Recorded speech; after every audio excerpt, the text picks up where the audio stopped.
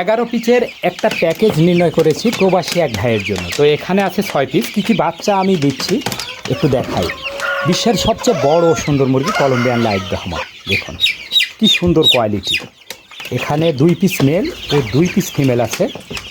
বাচ্চার সংখ্যা 4 পিস। বাচ্চাগুলো বর্তমান বয়স 39 দিন।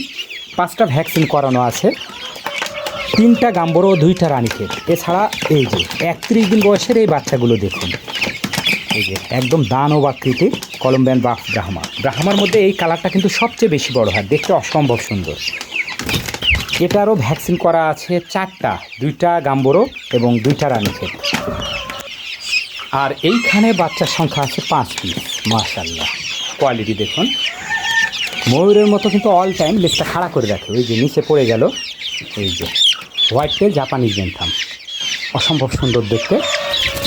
আর এটাকে দেখুন, এটা হচ্ছে গোল্ডেন সেব্রাইট।